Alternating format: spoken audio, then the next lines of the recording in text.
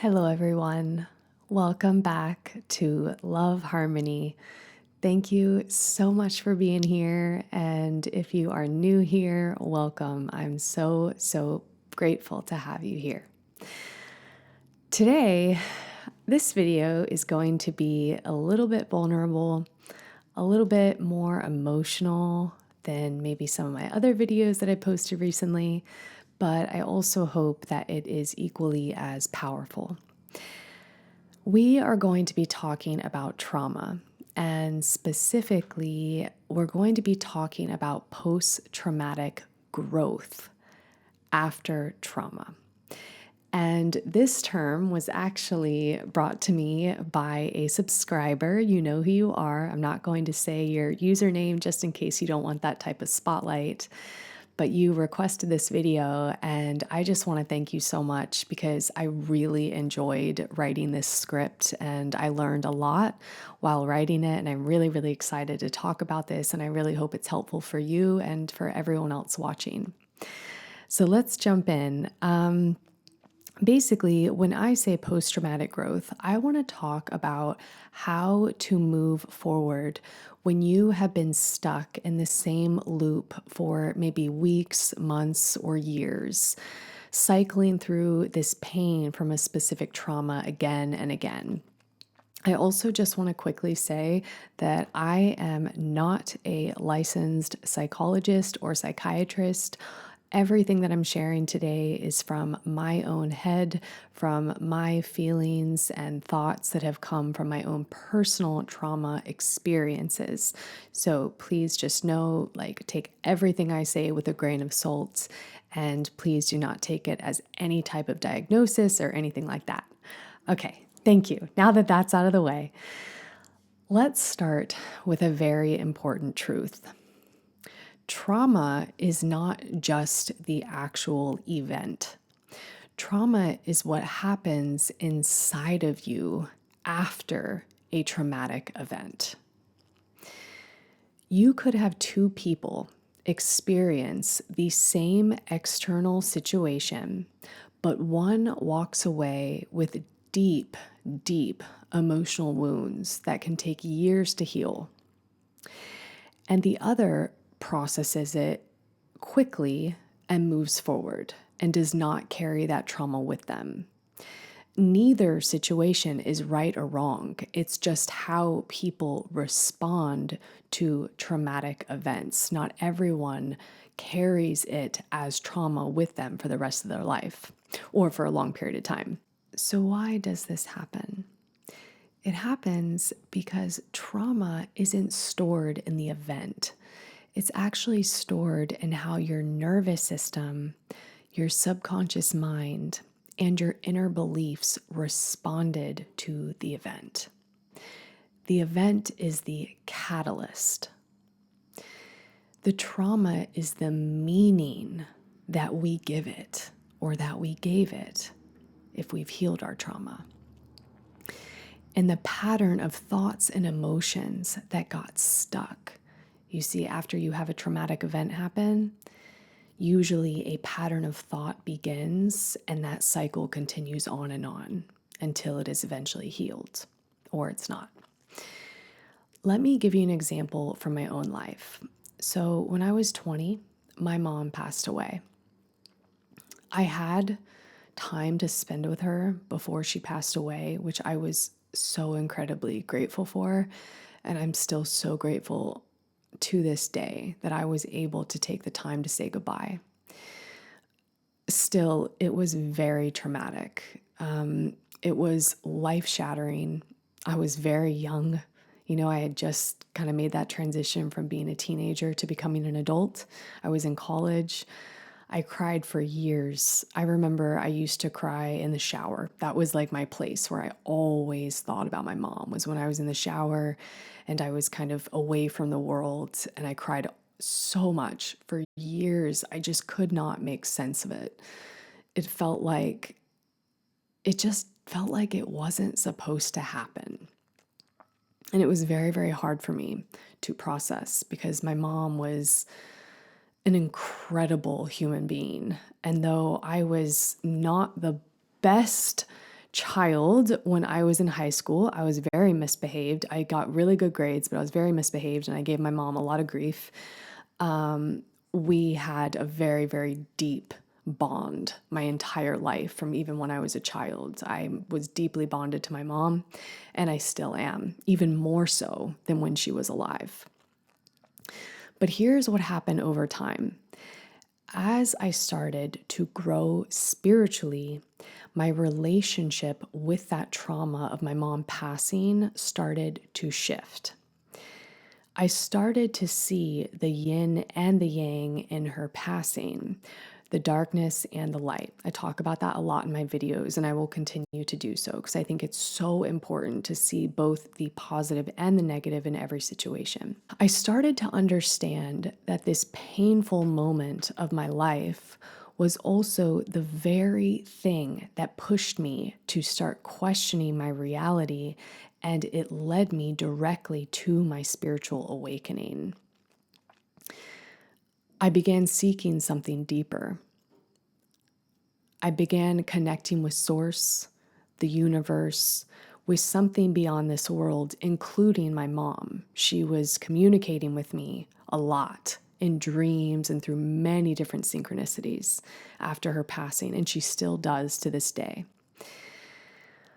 I miss her so much to this day, but it no longer feels like trauma for me now because it feels more like a soul agreement between her and I, a sort of divine turning point. Basically, a sacred scar that helped shape me into who I am today. If my mom had not passed away at that time, I think I would be in a very different place in life. I don't know what that would look like, but I think that there has been so much beauty that has come from that grieving process of losing her. So here's the part I want you to really hear. I wanted to provide that example before I explain this. Your trauma does not actually live in the past. It lives in your mind right now. The story that you keep telling yourself about what happened, the way you replay it over and over and over again, the way you attach your identity to this story, that is what keeps the trauma alive. It's literally how you perceive the event. It's like an emotional loop that never gets interrupted.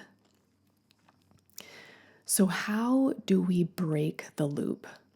How do we shift from post-traumatic stress to post-traumatic growth? Let me offer you a few tools that have worked really well for me. Number one, reframe the meaning of the trauma. Start to gently shift the lens through which you are viewing the event. Ask yourself, what did this event teach me about myself? How has this pain shaped my compassion, my purpose? How did it shape my path? Is there any way that this could have been part of a bigger plan? Did this trauma help me grow in certain ways that led me down new paths in life that brought me good things, love, joy, new experiences, new connections? Number two, forgiveness. And this does not mean that you need to contact, like if there's another person involved, this does not mean that you need to contact that person, okay? You can forgive others without ever needing to tell them. This is very important to know. Forgiveness does not mean that saying what happened was okay, whatever the trauma is that you're dealing with. It means releasing yourself from the emotional chain that's keeping you stuck. You don't need to tell the person if there's another person involved. There's not always another person involved in trauma. There's many different kinds of trauma, which I will do a video on, by the way. This is actually, I should have done that video first, but here we are. You don't even need to have a relationship with another person that was involved. You don't need to have a relationship with them ever again in order to forgive them. But you can say to yourself, I release you. I release this pain. I choose peace. Forgiveness can take many forms. I personally find that writing down every single thought that I have, like a stream of consciousness, anything you feel, anything you want to say, letting your anger out, wishing the worst on the other person, doesn't matter what it is, just writing it down and then letting it go and releasing. Which brings me to number 3, the write and burn practice. Now, this is very powerful. So, as I said, write down everything you've ever wanted to say, either to the person, doesn't have to be, it can also be the situation, everything that you want to say to the situation that happened to you, and to the universe or to God or to yourself. It doesn't have to be a higher power if you don't have one. No filters, no holding back. Pour it out like a sacred purge. And when you're done, burn the paper.